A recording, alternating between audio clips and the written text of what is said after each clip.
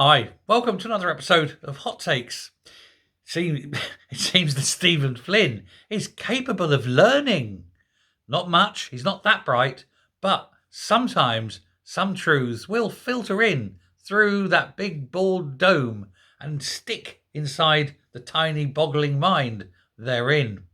One of the things that he's learnt is that the people of Scotland don't like the SNP anymore. Well, there's a surprise. He said and admitted that they are, and in his words, sick of the SNP's failures and incompetence. I think you can finish that sentence after the word sick of the SNP. But yeah, we'll take failures and incompetence as well. But just because he's admitting it doesn't mean they're going to stop failing or stop being incompetent.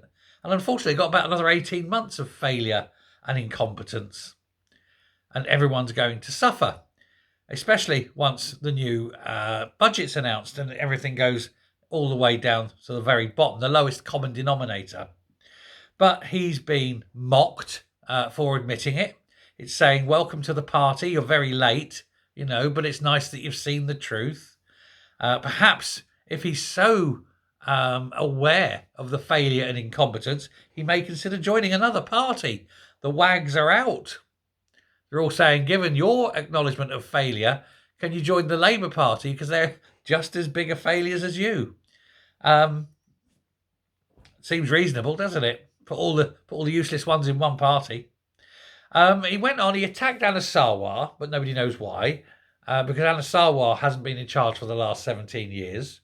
But he did claim that he was a hard man to find. But that's always been the case, and I've always maintained this, you see. Anna Sarwar is deemed to be successful because he doesn't actually come out and say anything. He never said, when something needs to be said, he sends Jackie Baillie out. Jackie Baillie's very popular, and I'm surprised she isn't the leader of the party. I think she may well be soon, because I think what will happen is after 2026, the Labour will be running Scotland, unless Reform pick their ideas up. But they'll make their usual mistakes, and then it'll be a turn, and then Jackie Baillie will take over, and there may be some little sanity, but not much. But we'll see how it goes. But he said that, and he can't count, because he began his speech and he said that 8 weeks ago, he said, we lost 15% of our 2019 vote share. That's not the metric you should be picking up on. 15% of your vote share is tiny in comparison with 90% of your seats. Well, 50%. 80% of your seats, I can't count. 80% of your seats, near as damn it. And so if you're losing 80% of your seats, that's a much worse metric than 15% of the vote. That's the one you should have been counting on. Highlight the issue. Own it. Become it. I recognise failure, but Stephen Flynn was born into it. But he's just sitting there, and he's finally seen the light, and he finally knows. But he's got no solutions, He's seen the light, knows the failure, and yet he can offer nothing that will fix it. He's still pushing the mantra of, well, when we get independence, it'll all be better. No, Stephen, it will all be infinitely worse.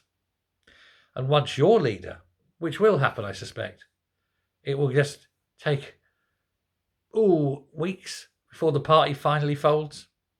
I think that's the plan. I think Swinney will go just before the end, allowing Flynn to be the last final failure of a leader of a failing SNP. And then it goes poof in a puff of bills, financial black holes, illegality, and recrimination. And not a minute too soon. Thanks very much. Take care.